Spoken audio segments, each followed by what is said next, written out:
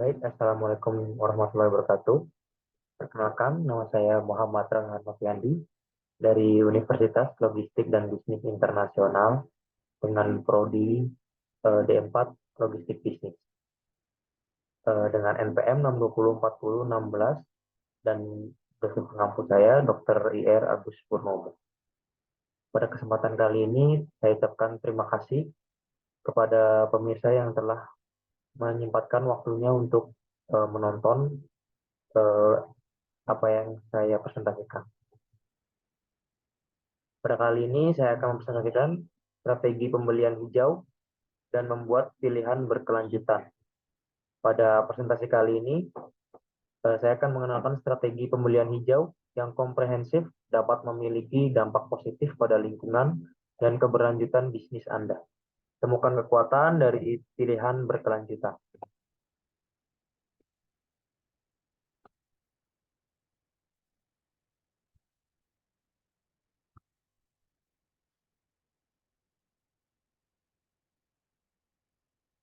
Pertama, ada definisi pembelian hijau.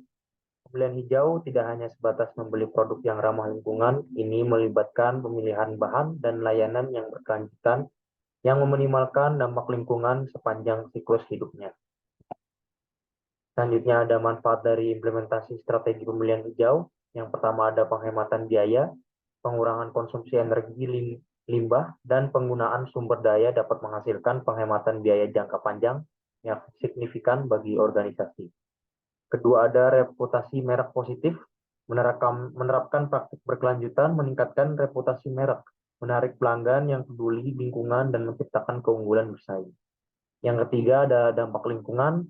Dengan memilih produk hijau, perusahaan dapat membantu melestarikan sumber daya alam, mengurangi polusi, dan melawan perubahan iklim. Selanjutnya ada langkah-langkah mengembangkan dan melaksanakan strategi pembelian hijau. Yang pertama adalah menilai praktek saat ini, lakukan evaluasi menyeluruh terhadap proses pembelian yang ada di organisasi Anda, dan identifikasi area yang perlu ditingkatkan. Yang kedua ada menetapkan tujuan keberlanjutan, tentukan tujuan spesifik yang sejalan dengan nilai-nilai organisasi Anda dan tujuan keberlanjutan jangka panjang. Ketiga, melibatkan pemangku kepentingan, libatkan karyawan, pemasok, dan pelanggan dalam mengembangkan dan pelaksanaan strategi pembelian hijau Anda. Yang keempat, ada memantau dan mengevaluasi rutin tinjau dan evaluasi efektivitas strategi Anda. Lakukan penyesuaian sesuai kebutuhan untuk memaksimalkan dampaknya. Ada prinsip utama strategi pembelian hijau.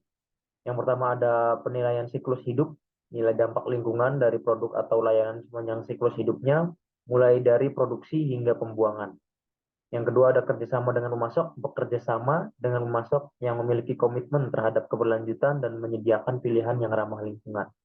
Yang ketiga ada analisis keuangan, pertimbangkan implikasi keuangan jangka panjang dari kebutuhan pembelian hijau, termasuk potensi penghematan dan manfaat. Selanjutnya ada tantangan dalam menerapkan strategi pembelian hijau. Yang pertama ada pertimbangan biaya. Pilihan berkelanjutan mungkin memiliki biaya awal yang lebih tinggi, memerlukan evaluasi hati-hati dari manfaat keuangan jangka panjang. Yang kedua, ketersediaan pemasok. Menemukan pemasok yang dapat secara konsisten menyediakan produk dan layanan yang ramah lingkungan mungkin akan menjadi tantangan yang cukup berat. Yang ketiga ada penerimaan internal, mendorong karyawan untuk merangkul dan aktif berpartisipasi dalam inisiatif pembelian hijau dapat menjadi kendala.